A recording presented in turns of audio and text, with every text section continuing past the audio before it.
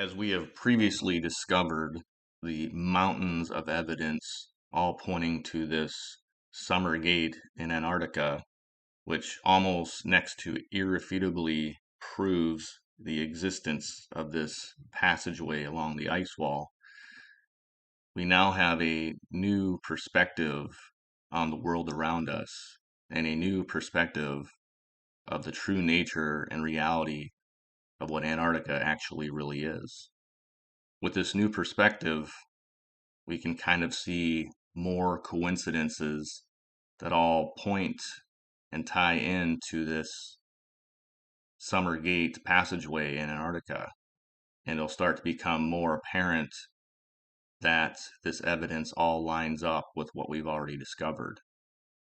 If you haven't seen the previous video on the summer gate, I would highly suggest checking it out.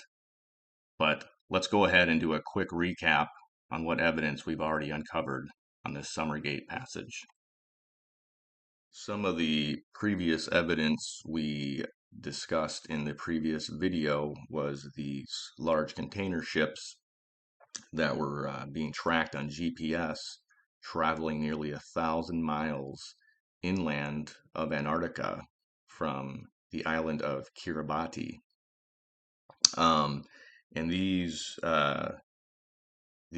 container ships were also matching up with several different maps, 5 different maps locations, as well as different anomalies on Google Maps and Google Earth.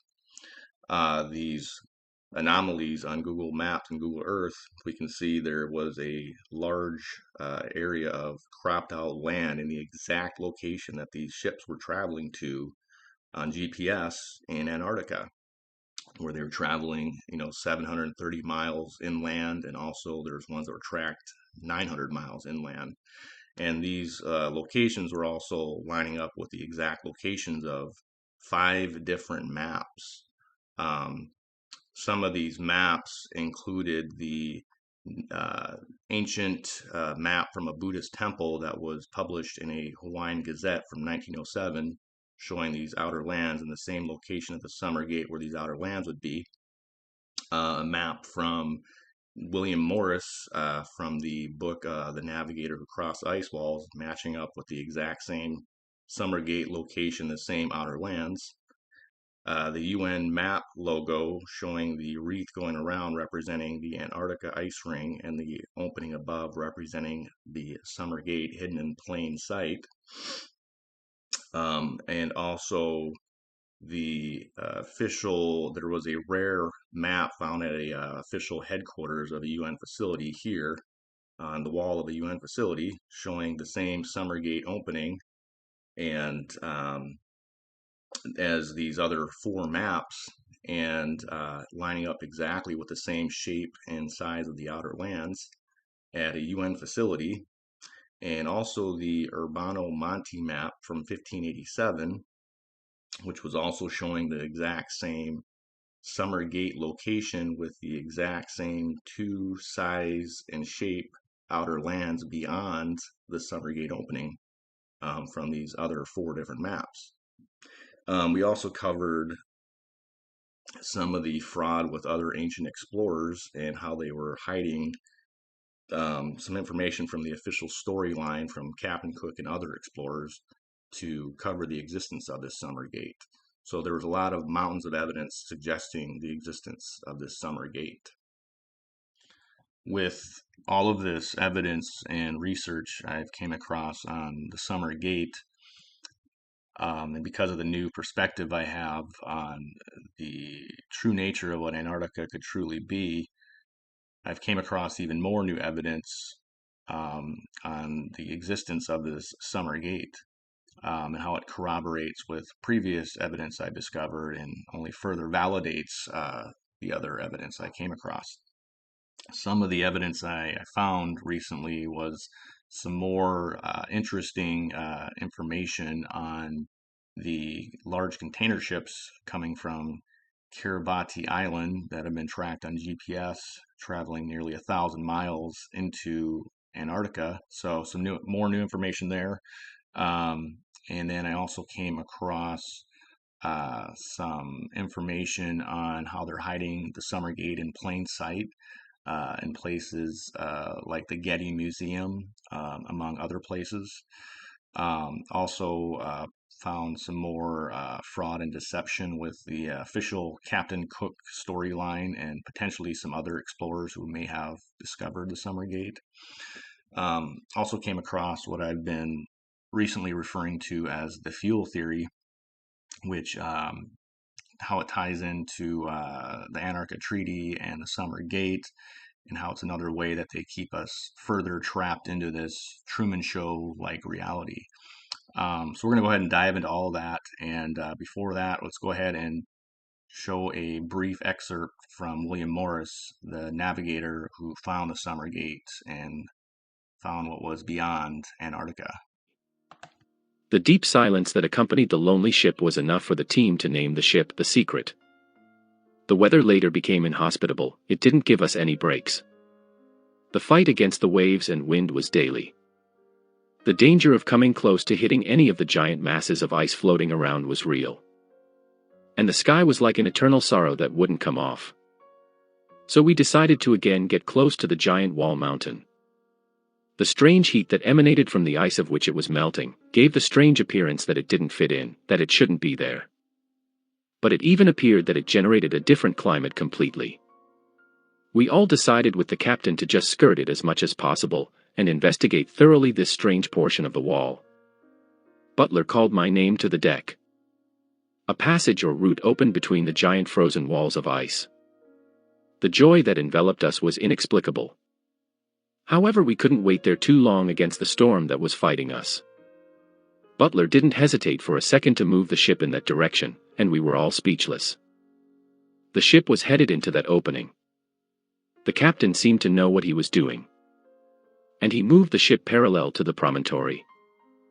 Then some kind of current pulled us in, without a second thought. Some kind of insane force dragged us in. The fear paralyzed us. We hit the edges of the wall several times. However, all that panic lasted about 5 minutes, but in our heads it seemed to last forever. Suddenly, and with the current that was taking us, the calm appeared to invade our surroundings. The storm ceased, and although the cold continued to haunt us, it was no longer overwhelming. We were in some inexplainable ecstasy. The narrow passage was opening more and more, and later it took us to an open sea. My eyes weren't lying to me, even though I doubted them several times. The captain shouted, "We've made it. We have made it." And so we all celebrated with pure surprise and amazement. We were now in waters that only few have reached. Or so, we believed. The dark waters began clearing up, the ice walls could still be seen, but they were disappearing in the distance. The sun that contemplated our feet was falling on the horizon. It was time to celebrate. I gathered the team by order of the captain, who called us all with some seriousness. He was going to make an important announcement. He started by saying that everything they've achieved wasn't about him, or about the crew, nor about the known world we've left behind. This was about the entire humankind and its past. Issues out there, and these poor guys. I mean, I really think that like people like Captain Cook, he just left.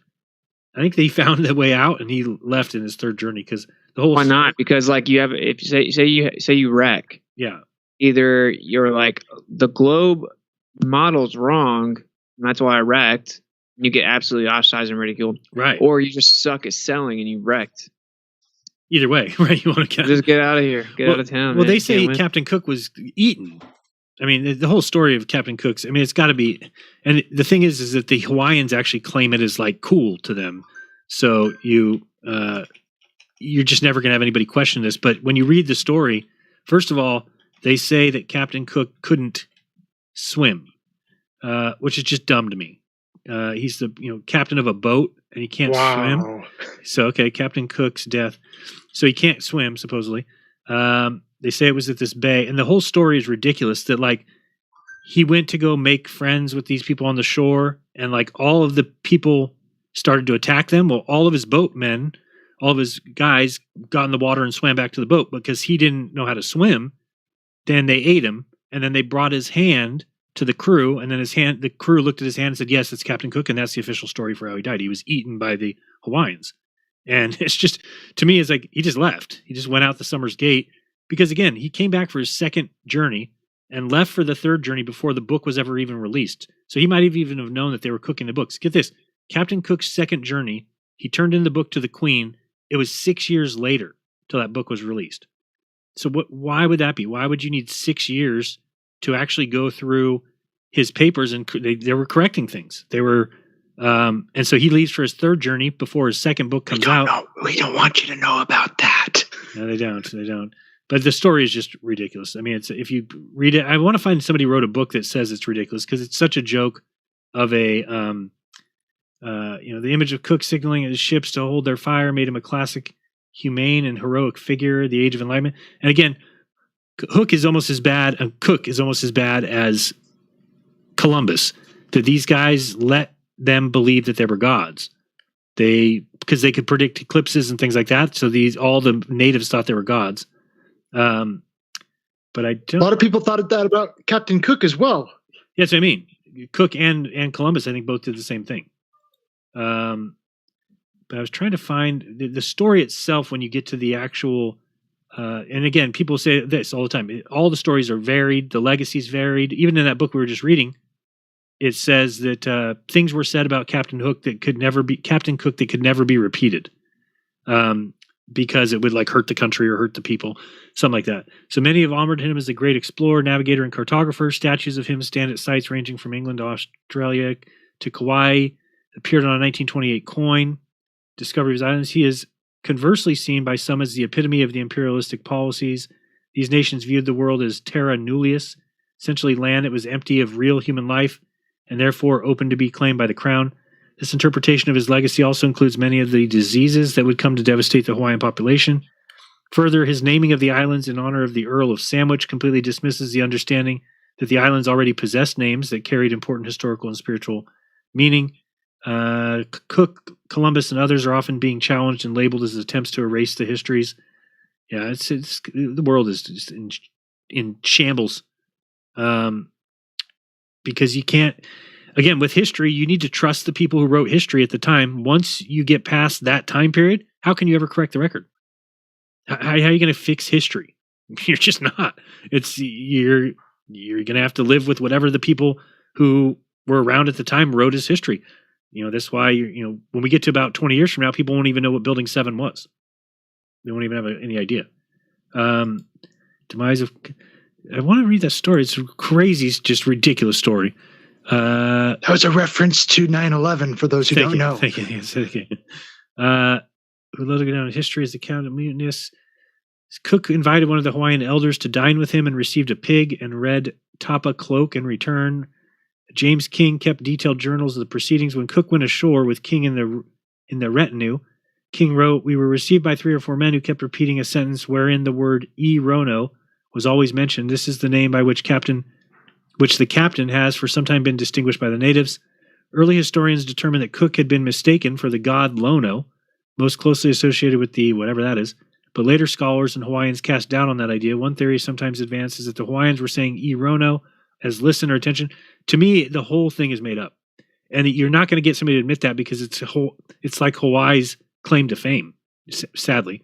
And when you get to this story, I'm trying to see again, right here, the record details are not exact, of course, but it is thought that Cook was struck with a club from behind, then stabbed repeatedly with an iron dagger that had been obtained from the British in a trade for a chief named Nua. Following Cook's death, 5 British sailors were killed, 4 Hawaiian chiefs, and 13 commoners died before cannon fire from the British ships forced everyone to leave the beach. Captain Clerk, suffering from tuberculosis, took command and had repairs completed. Just the whole story is just stupid. The Hawaiians are not eating people.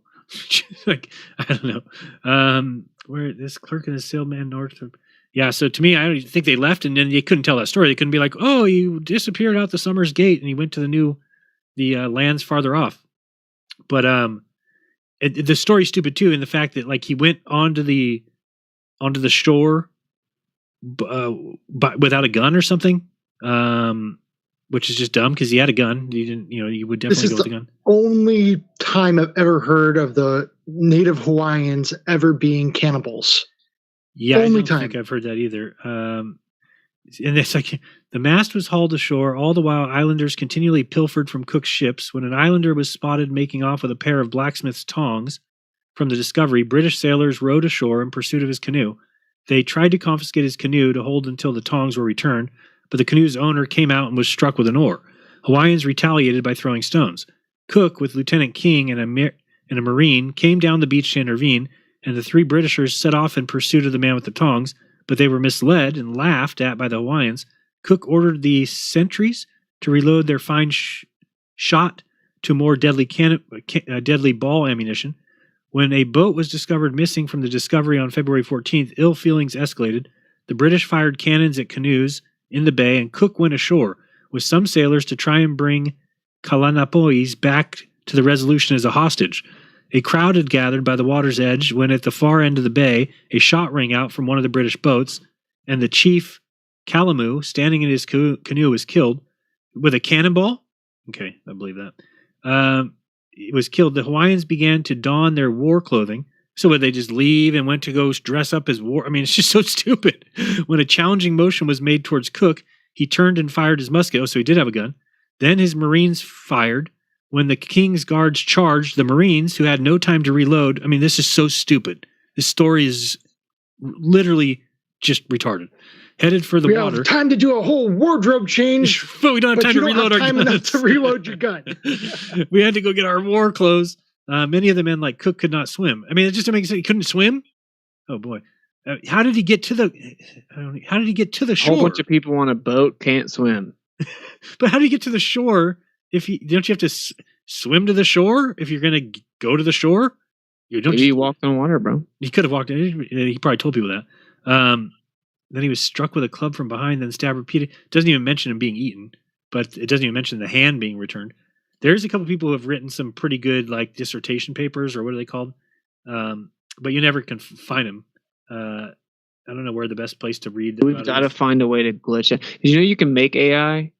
You can make an AI pretty easy now. We should just make like a dope truther-based AI. It helps circumvent censorship. Yeah, it's like all of the papers and all that stuff can just go to that one spot.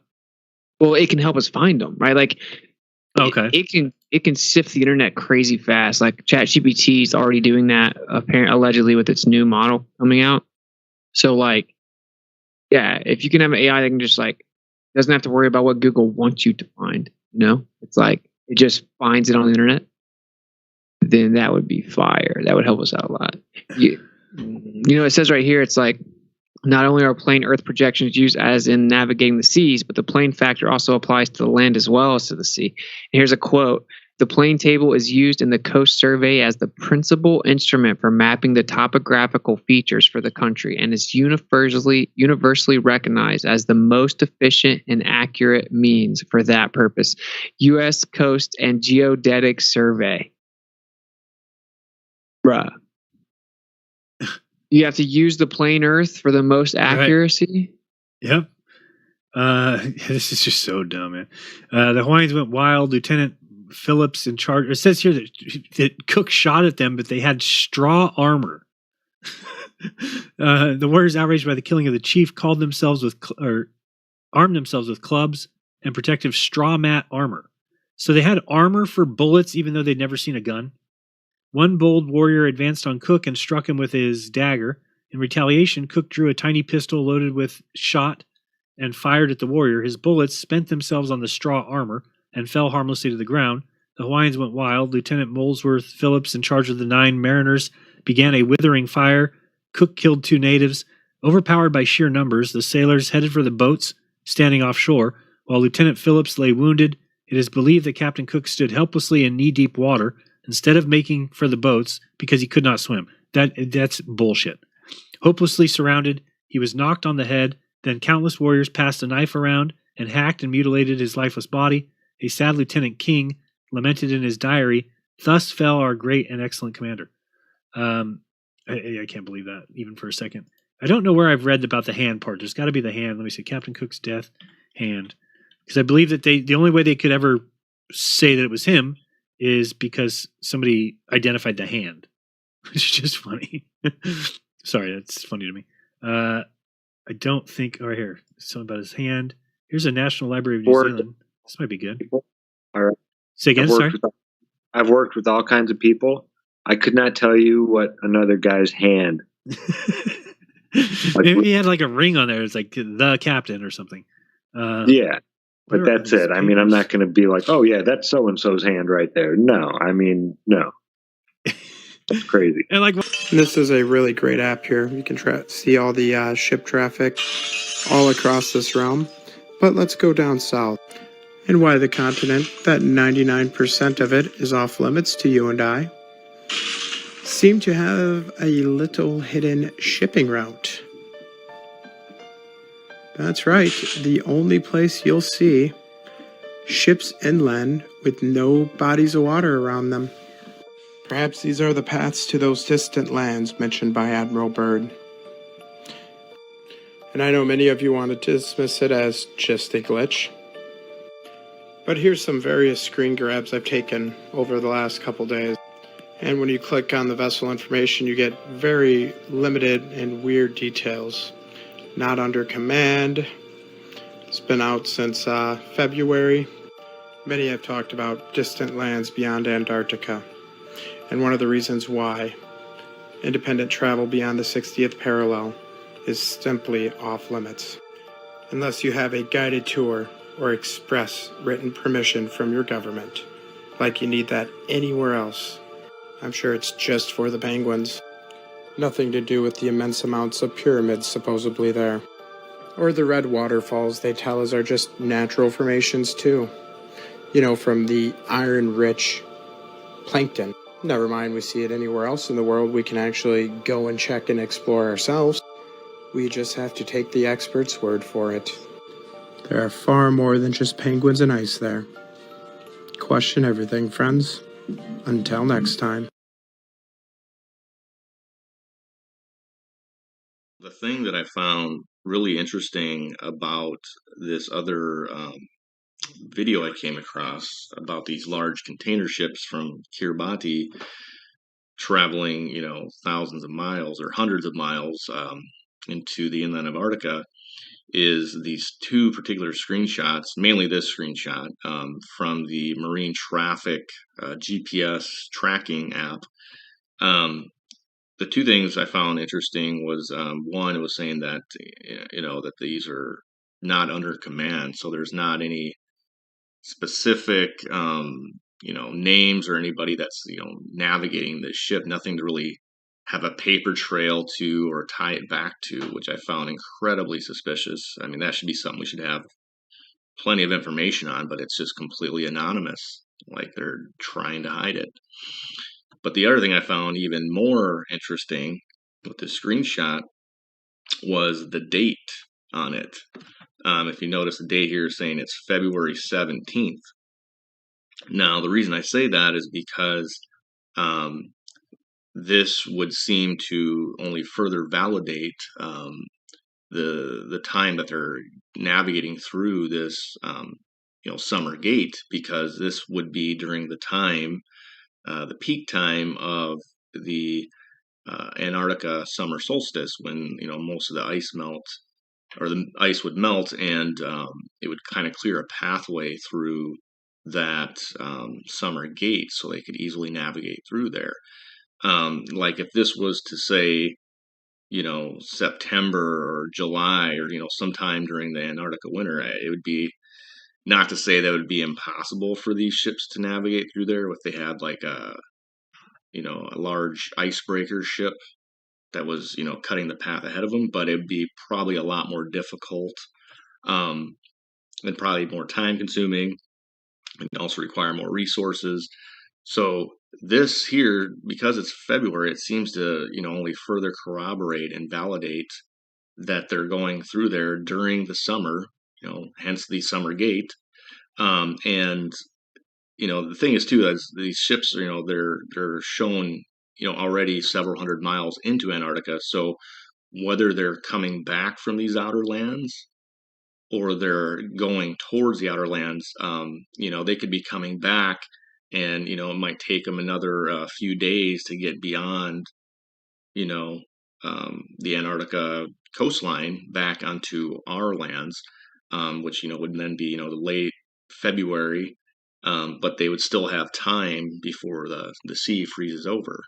So like I said, I don't know if this is when they're going to what's beyond the summer gate or if they're coming back to Kiribati. But either way, this date would seem to further validate the time that they would be navigating through the summer gate.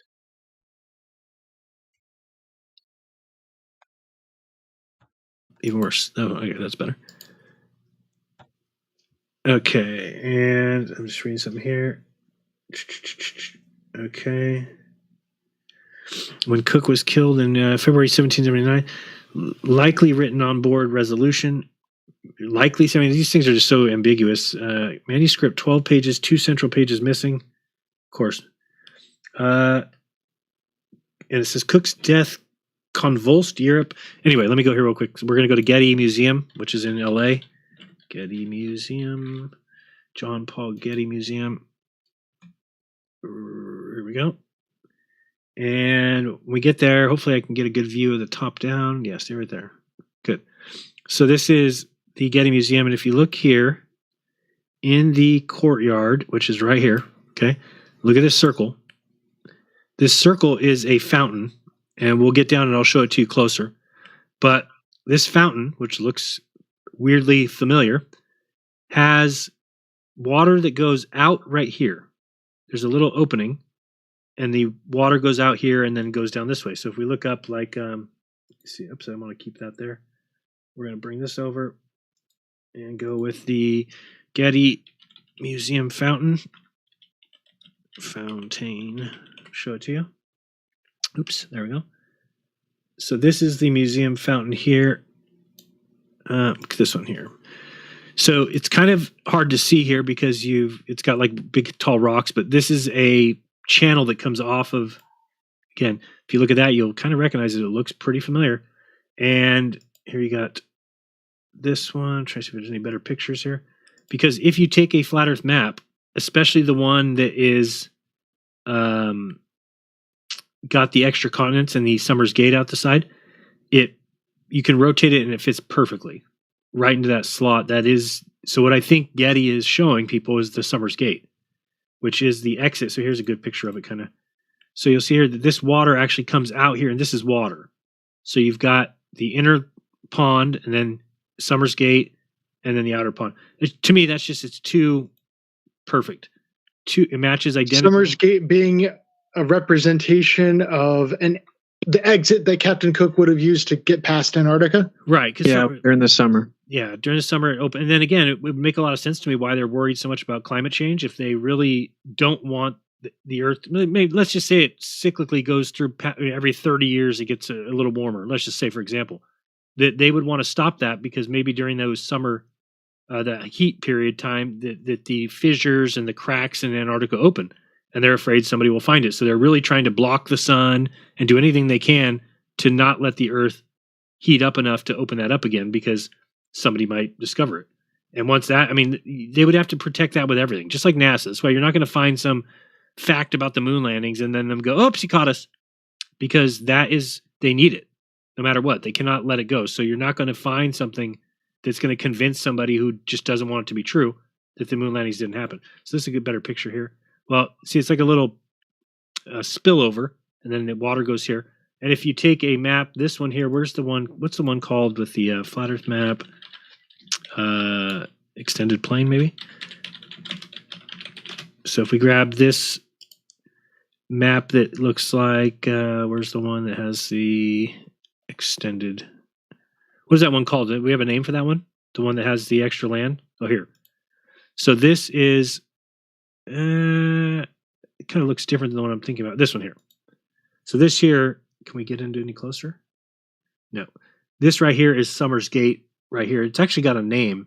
So if you rotate this thing around that and then put this with that exit in the water fountain, the rocks line up with these rocks.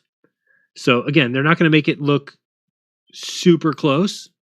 That would be a little bit too obvious. So they have these like tall rocks. Somebody could say, oh, what are these rocks? These rocks are too tall. They don't look like continents. I get it, but from the top down, you can see that they kind of do. I mean, this just looks like the A map. And let's see here if we get one more. See, that looks like the A map. And if we go back, Yeah, I see it. I see it. yeah. If we go back here, you can kind of see that you've got. I don't know if this is the Australia. No, I don't even know what that would be.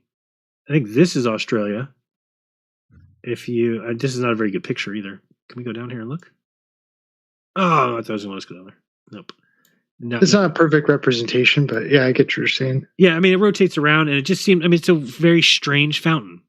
But what is this for? What, you just put rocks out there with an exit area, and it just happens to kind of fit perfectly with that. And one more thing, I'm just finishing reading this, and we'll be good. These are all like first-hand written papers, I guess, of Cook's death, but I don't see anything about the hand, do I? Oh, here we go. So it says, many observers felt that the boats covering the fire had driven the Hawaiians back far enough for Cook to have been rescued. If the launch had also pressed home the advantage, Williamson claimed that he misunderstood his orders, but his action, together with the fact that he also did not later retrieve Cook's body, which was desecrated and dismembered, was considered culpable.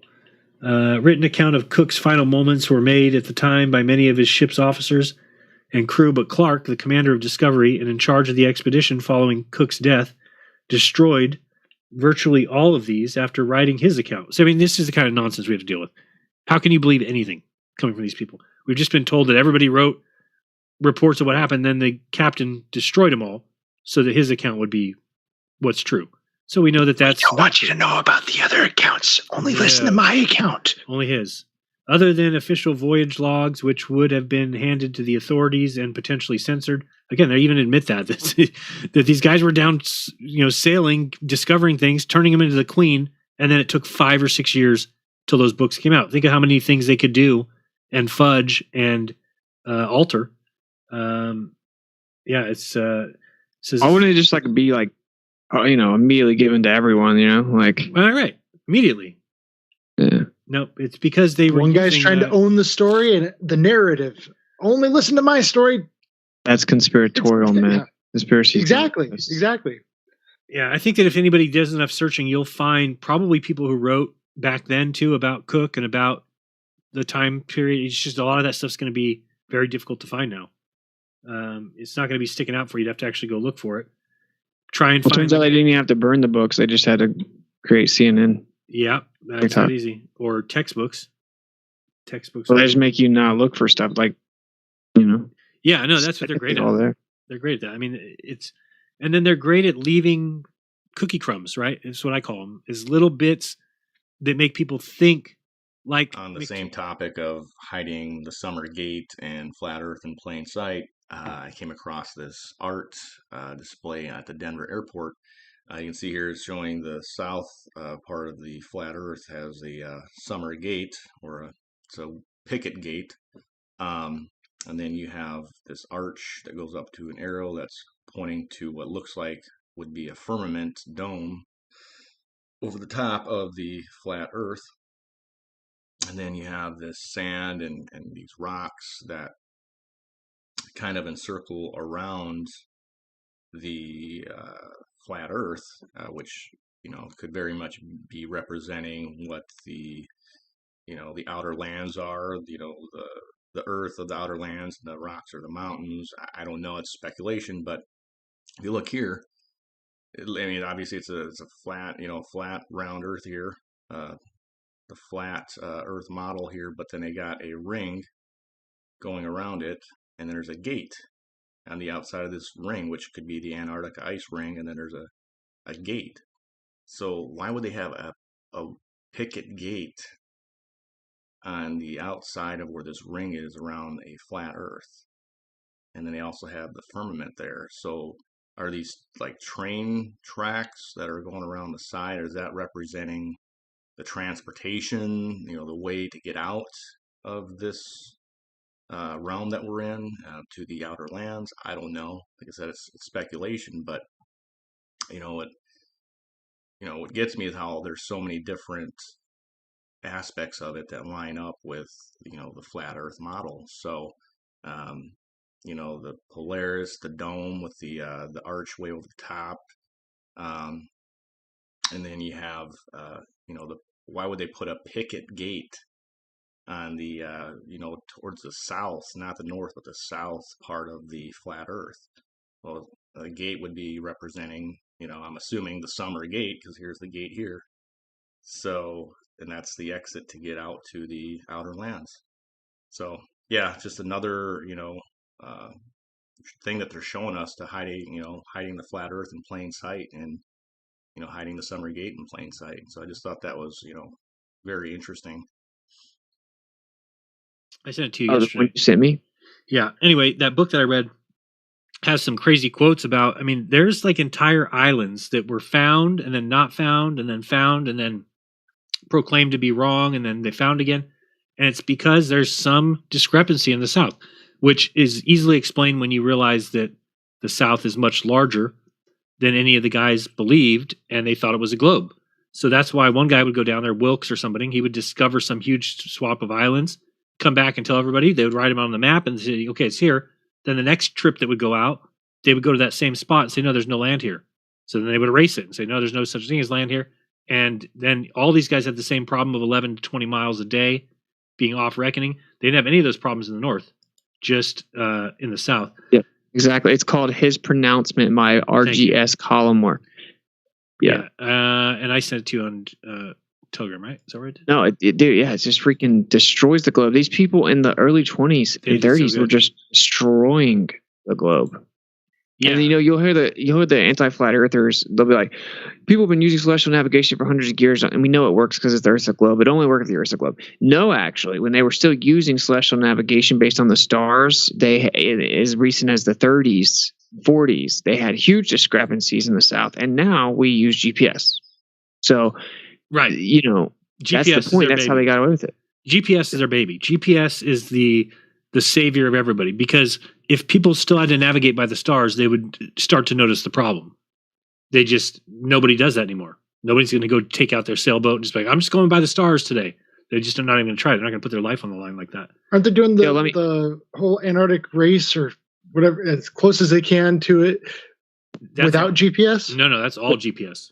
Go to page 49. 49? And yeah, look, it says, many sea captains and officers haughtily assume to tell us about it because it is their profession, but STS Lecky Mariner previously referred to tells us how little they know and how ignorant they are on the subject. Quote, he, the captain, only knows that by certain formula learned parrot-like, certain results are produced, but how is a mystery. Right. And it goes on to say, I'm going to read just for just a second. Yep. Such severe criticism of sea captains by Lecky induced me to apply a test. I submitted a certain problem in navigation on latitudinal circumnavigation of the globular form to 3 noted nautical schools in the United States. The problem consisted of a course north of the equator, a course south of the equator, and a course on the equator, with the ship on each course heading east, and to so continue the entire length of its course and return to point of departure, circumnavigation by latitude. Helm manipulation is, of course, the key to this problem, and if that is correctly stated, all the other factors will conform to the requirements of the globular theory. But if the helm manipulation is incorrectly described, then Lecky's criticism is warranted and sustained, and such sea captains and nautical experts stand self-condemned. This is hilarious. If answering the problem, the first school claimed that the admiralship helm for all 3 courses. They claimed the admiralship helm for all 3 courses. The second school claimed the starboard helm for the course north of the equator, the port helm for the course south of the equator, and the admiralship helm for the course on the equator. The third school sent a representative to interview me personally and subsequently answered as follows. Your problems and your sketch and solution of that problem are correct for a globe form. The first 2 schools disagreed as to the courses north and south of the equator, but agreed as to the course on the equator. And the third disagreed with the first and second schools as to all 3 courses, but agreed with the plane theory as to all 3 courses. Yet this same school adheres to the theory of the globular form. So he reached out to 3 prominent navigation schools, asked them a question about navigation on the north, the equator, and the south, and they gave all different answers. Yep. And it's just hilarious. It doesn't make any sense, but people always say, what are all these people lying? They didn't have a clue. They don't know. They're just repeating what they were taught. This one here is talking about all the different boats that have been sunk because of the South. Here's reading this part here where it talks about D'Urville finds Charlie Land, but Mawson denies its existence. Wilkes finds a large stretch of land that now bears his name, but Scott and others called it a myth, only to have Mawson rediscover it. Shackleton finds no trace of South Greenland, which is duly charted, and Amundsen and Captain Davis find no trace of Emerald Island, also charted. The Carnegie experts deny the existence of the Royal Company Islands, which seafaring men declare do exist. All of these various claims and denials relate to the regions south of the equator towards the alleged South Pole. Such variance induces the following questions. What kind of observations of latitude and longitude did Captain Scott make when he failed to find Wilkes Land, a stretch of land over 1,200 miles long, equivalent to the distance from New York to Havana? Right, so 1,200 miles is huge, and Captain Scott didn't find Wilkes Land, right? So, but it's there. So it's like they must have been so off in their reckoning, and if it's just as easy as, we just look at the stars, we know where we're at, I don't think that's the case. I think that they were told it's a globe, getting very confused when they were down there because things weren't where they should be. So yet, exactly. Mawson, go ahead. You see where it says it talks about like in the South Sea voyages by Ross. We found ourselves every day from 12 to 16 miles by observation in advance of our reckoning. By our observations at noon, we found ourselves 58 miles to the eastward of our reckoning in 2 days. And then the United States Exploration Expedition, in less than 18 hours, he was 20 miles to the east of his reckoning and 54 degrees south. Right.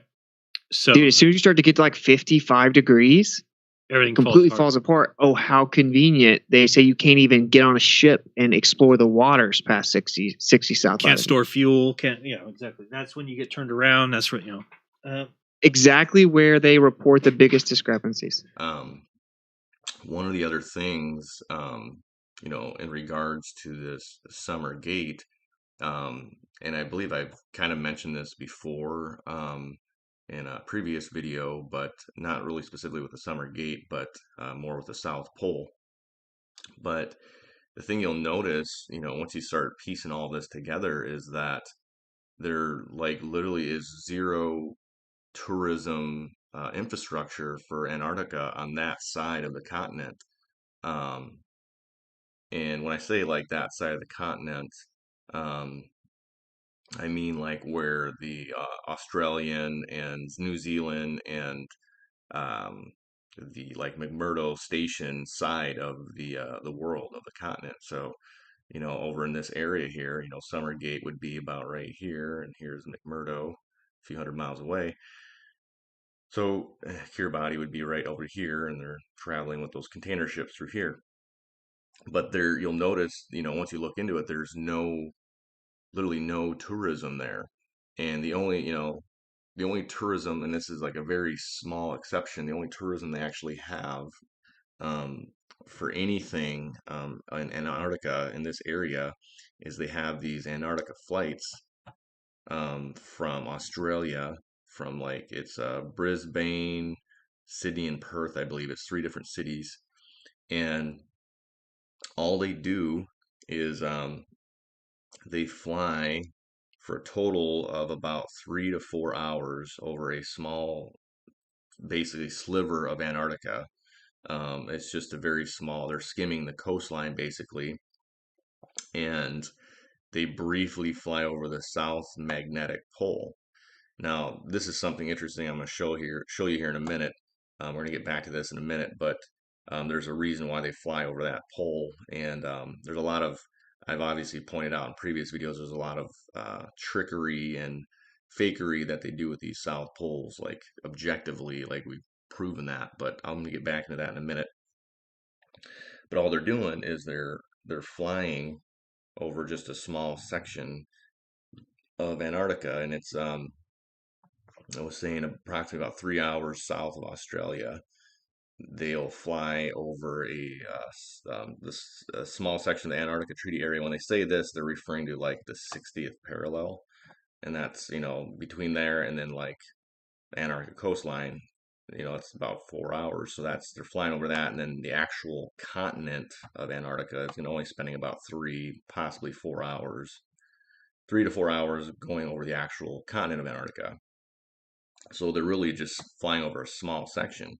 Now, when I go back to the South Magnetic Pole, this is where they're flying to. Is this not the geographical South Pole? Now there's multiple arbitrarily located South Poles. They're not even showing all of them here. Um, there's a South Geographic South Pole. There's a South Geomagnetic South Pole. There's a South Magnetic South Pole. There's actually, it's not shown here, but there's a South Pole of inaccessibility, which is about right over here. Actually, probably a little bit closer to the South Pole here. It's about right here. They also have a ceremonial South Pole, which is about over here by the, it's just a few meters away from the regular South Pole. So there's like 5 or 6 different South Poles, and those are just the ones that we know about on Google, right? So, and if you guys had seen a previous video I'd done, you can take on Google Earth, you can go around the 60th parallel and make a perimeter line, and you can measure to the South Pole from all these different points on the actual, you can type in your longitude and latitude coordinates on that 60th parallel, and you can go all the way around, and the measurements from this 60th parallel to that South Pole are going to vary by hundreds of miles in distance. Now, if you're on a globe, that's impossible. So if you're on a globe, these would all have to measure exactly the same from each one of these longitude and latitude coordinates from the 60th parallel. They would all have to be exactly the same when you measure them out. However, on Google Earth, when you measure that, there's discrepancies of up to nearly 700 miles. So you can measure from here to here, and then you can measure from over here to here. And this is like 1,400 miles here, and this is like 2,100 miles here. Which, that either debunks Google Earth or debunks the globe. But it's, no, and I want to get back to this geomagnetic South Pole here. What they're actually doing when they do these flights is, if you look at a map of where all these um, base stations are at, these Antarctica base stations with their longitude and coordinates here, the geomagnetic South Pole is actually about like right over here when you plug in the coordinates. All they're doing is they're flying over here for about 3 to 4 hours over the 60th parallel in the sea ice. Then they're skimming that geomagnetic South Pole right here. And they're coming back up and they're landing back in Australia again, whatever city they were departing from. That's all they're doing, is this a little skim over the coastline for 12 hours and then back. That's it. And if you'll also notice, this is the only tourism, literally the only tourism they have in this whole region. All they do is they just fly over this little section here, and notice how far away that is from the summer gate. The summer gate is way over here. So they don't even want to do anybody doing any flights and stuff over here. They don't want anybody doing any expeditions over here, because the summer gate is over here by McMurdo. So these flights are from Australia. They don't have any, you can't, take a South Pole expedition from McMurdo, and I'm actually getting to that in a second too. But they're hundreds, if not thousands of miles away from where the summer gate would be. That they won't even get close to that because they don't want anybody seeing it. So now let's actually look at this other thing here. And I pointed this out before too, but if you wanted to take, let's say you wanted to take a South Pole expedition in Antarctica, you wanted to explore and you wanted to make this trek down to the South Pole, the most, logical thing, and you can even pull this up on Google Earth, the most logical thing, it's going to save you about 4,500 miles, would just be to fly from Australia to McMurdo or New Zealand to McMurdo, and then you would set up, your base camp there, and you'd set up your expedition, tour guide or whatever to the South Pole, and then you would just go to the South Pole. Because there's like 100 or so miles difference from like the northern part of Antarctica to the South Pole compared to the southern part of Antarctica to the South Pole, but they're basically very, close to the same. But you'll notice if you can't do that. You can't go from fly to McMurdo and take a South Pole expedition there. And the reason why is because you're on the other side of the world. The actual real South Pole is down here. And I actually pointed this out before with that Dick Smith, the flight that he did over Antarctica with the Our Fantastic Planet. And I did those two debunk videos on it, and objectively pointed out that he faked his second trip to the South Pole. It was an entirely different physical South Pole with different background scenery. The pole itself was different. The actual physical pole was painted different. It was a different height. It was a different South Pole, and there wasn't even Americans there because he was way over here going to this South geomagnetic South Pole, this arbitrarily located one, and the Americans were way over on the other side of the world. That's why they wouldn't refuel his plane, or they wouldn't meet up with him, or even let him, stay there and stop and get something to eat or warm up a bit. They wouldn't even come out and contact him because he's way up here, and they were on the other side of the world. He was at a different arbitrarily located South Pole, and we objectively proved that. But back to this, this South Pole expedition, these guys, I believe it was back in 2011, they took this trip. They're from Australia. They wanted to do a expedition to the South Pole. Well, instead of going to McMurdo or one of the, Casey or Mawson station, one of the Australian stations, and just over here and just making an expedition to the South Pole, up to here, instead of doing that, they had to fly all the way around to the other side of the world, and they had to fly from here all the way down to South America and then take their expedition to the South Pole, rather than just skipping over here to McMurdo Station and making an expedition up to the South Pole and save themselves 4,000 to 5,000 miles of flying. Instead of just doing that, they couldn't. They had to fly all the way down here. It's the only way you can go to a South Pole expedition. So, and the reason that there's no tourism infrastructure set up for this region of Antarctica, because the thing is, if they did that, they would rake in billions of dollars from China and Russia and all these Indonesian islands, all this area, and Australia, New Zealand. It'd be a multi-billion-dollar industry, and yet they still won't do it. Like, when's the last time a country would refuse to take billions of dollars, refused an offer that would give them billions of dollars? The reason they don't have this billion-dollar tourism industry is because, for one, it's hiding these other South Poles that are up here that we found, that we discovered from that previous video. It's hiding, multiple arbitrarily located South Poles that are, hundreds of miles apart, if not thousands of miles apart from each other, that we're not told about. Not only that, but it's hiding the summer gate.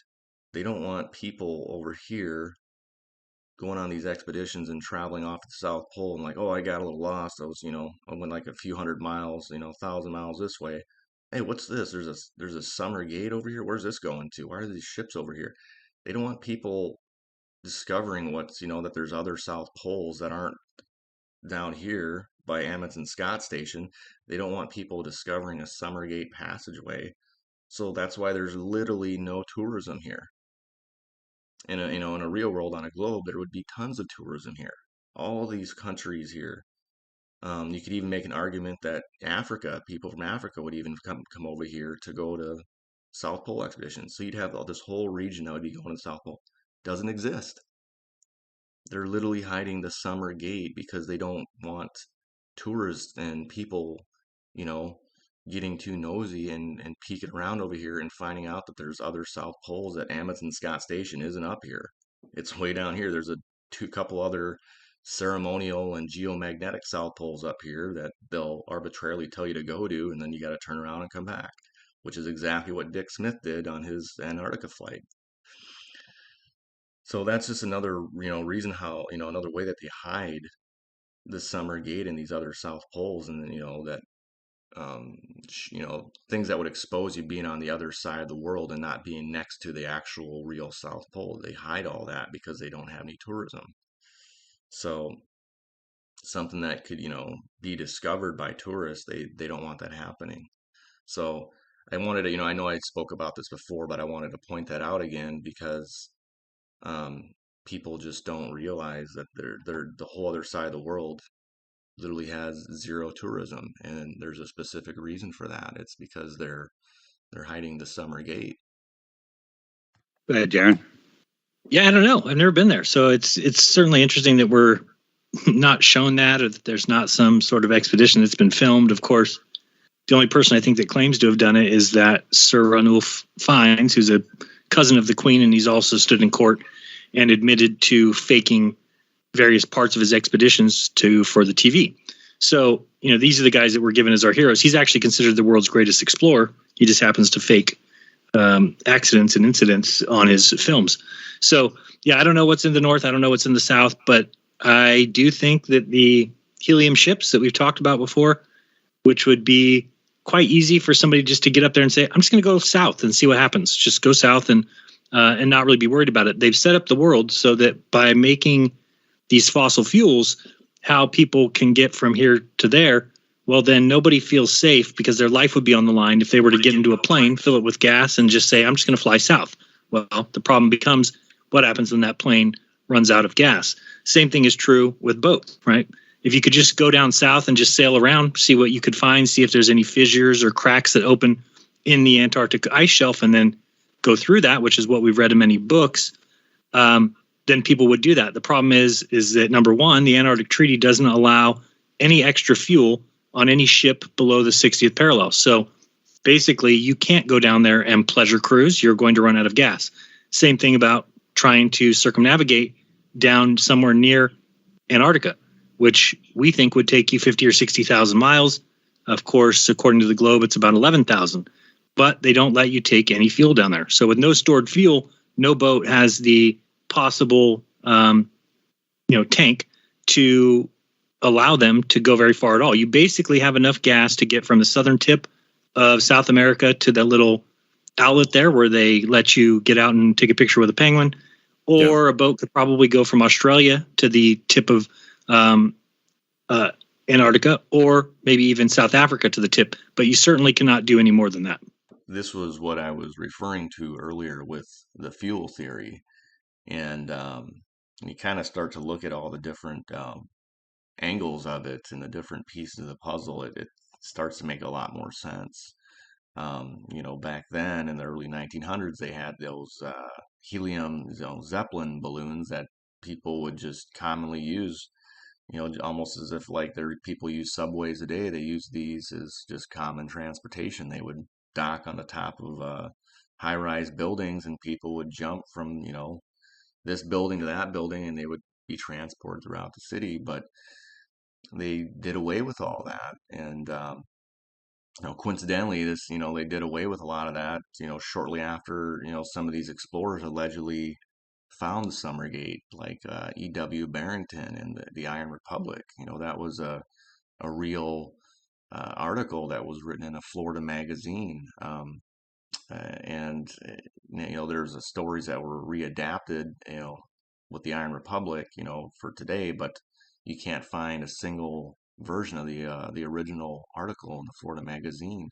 And then shortly after that, they did away with the Zeppelins and the other modes of technology, and they brought in the new fossil fuel technology, the new transportation to further limit us on, how we can travel and, how far we can travel. If you have a ship that can only travel so far with a certain limited amount of fuel, you only be able to get so far. You can't travel for, however many thousands of miles it would take to even get to Antarctica, but then the more thousands of miles you need to get beyond Antarctica. So it's all like it's put in place to keep us trapped in this Truman Show-like reality, to keep us from venturing out and, being adventurous and having a sense of exploration. And, we're already told that everything's been explored. There's no reason to look any further. And, this whole limitation on fossil fuels and fuel for when you're flying and when you're navigating a ship, it further traps you into this reality. So I think a lot of that, when you look at all the evidence of how they hide the Summer Gate in plain sight, whether it's ships being tracked on GPS, thousands of miles inland, or different maps that all point to the existence of it. It becomes very clear that they're hiding something in that region of Antarctica, and they'll do whatever they can, whether it's fuel or an Antarctica treaty. They're going to do whatever they can in their within their reach to keep us from exploring beyond Antarctica.